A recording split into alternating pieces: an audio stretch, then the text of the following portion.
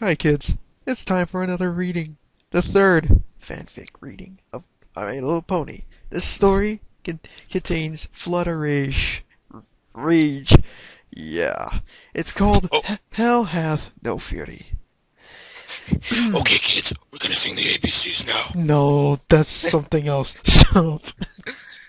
No, Alright, I'm stop. gonna read. Hey Fluttershy, Twilight asked hesitantly. Can we talk for a second? Fluttershy turned around, dropping the large red canister in her mouth so she could smile brightly at her friend. Of course, Twilight, she said sweetly. What do you want to talk about? Well, it's... The purple unicorn gazed off at the horizon and blew out a sigh. It's just that, well, we're a little concerned, is all. About what? You know, about... We were just wondering how you're doing, if you're doing okay. Fluttershy's smile twitched, and the light in her eyes went dull for a moment. I'm fine, she eventually said, in what could almost be misinterpreted as a growl. Oh yeah, I'm sure you are, answered Twilight as Fluttershy picked up the canister again and started walking.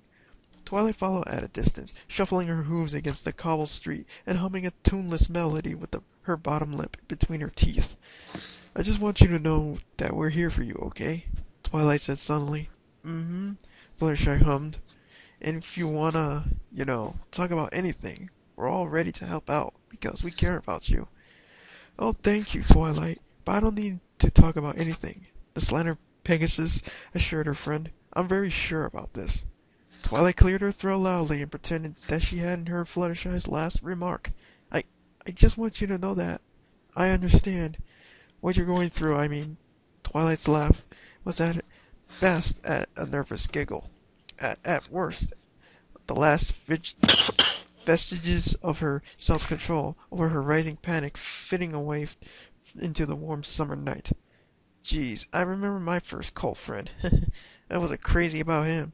I thought we were gonna get married and have foals and grow old together, but it didn't work out. Of course, I was upset about it, but eventually I got over him and I realized it was for the... Fluttershy stopped on the 10th bit and placed the canister on the ground again. Twilight? The bookish unicorn pupils narrowed to slits. Yes, Fluttershy? She said without seeming to expel any air from her lungs. Is something worrying you?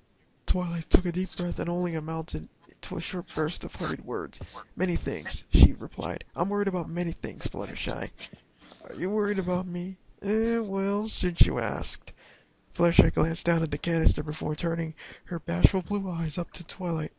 Her smile innocent as the cheeks of a newborn foal. It's the kerosene, isn't it? Twilight's expression seemed to indicate that she couldn't decide to whether to smack herself in the forehead or scream. It, What? you know what, Fluttershy? It is the kerosene.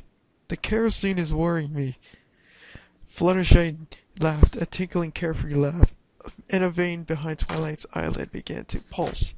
Oh, Twilight, you shouldn't be worried about that, she said airily, picking up the canister in her mouth at the end of her sentence. I'm going to be very careful with this, she continued, working with the words somewhat clumsily around the bright red plastic. That isn't helping, Twilight replied. Her legs were officially numb now. At all. I don't see what there is to worry about, really. For far too long, all Twilight could do was sputter. Well, there's you, and did I mention the kerosene? Mm-hmm. Mm-hmm. Fluttershy hummed. Twilight squeezed her eyes tightly and sucked in a giant breath, heaving it back out a moment later. I'm just saying, I think you may be overreacting just slightly. Maybe just a little bit. Slowly, Fluttershy shook her head. I saw him at Sugar Cube Corner with Cloud Kicker. They were sitting in a booth together. Okay, see, there you go. They were just sitting together. Maybe they're just friends, huh? I mean, that alone doesn't necessarily mean he was cheap. They were drinking out of the same milkshake. Okay, alright, that's a bit strange, certainly, but not. They were using the same straw. Twilight let slip the pain groan before she could stop herself. Yeah, actually, that's pretty point taken, but still, doesn't this seem a little excessive? Fluttershy turned her head, and the contents of the canister sloshed around inside of it. What's excessive? Well, this. Duh. Another sigh. Look, just promise me you won't do anything irrational. Please, Fluttershy? Fluttershy's smile could have melted at the spot of a coal miner. I promise I won't do anything irrational, Twilight, she said sincerely. You can go home if you want. I'll be fine. Thank you for coming back to check on me. For lack of any better ideas, Twilight forced a smile into her face as well. Okay then, she breathed out just, okay. Good night, Fluttershy. Good night, Twilight.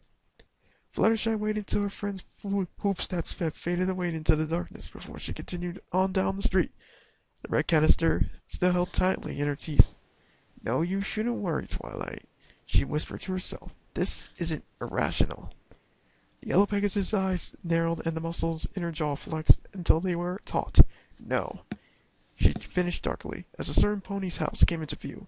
This is personal. 15 minutes later, the canister was empty, and the deed was done. Fluttershy dropped the cherry-colored container, where the last drop of liquid had fallen. Cherry-colored, how appropriate. So, you love Cloud Kicker now, do you? She murmured under her breath. Well, I have some news for you, Cherry Coke. She doesn't belong to you, and you don't belong to her. You'd belong to me. Fluttershy pulled out a sheaf of matches from under her wing and struck the entire pack in a blaze at once. Throwing it on the ground with all the kerosene trail began. You're mine, you hear me? What the hell? She said, and louder this time, as the sputtering flame crept towards the house. Mine. Mine. With a rush of air and a fiery explosion that cast a blanket of flickering light over the entire block, the ground floor of the house was engulfed in fire. Mine! Fluttershy shouted, cackling to herself as the smell of wood smoke and ashes began to seep across the yard.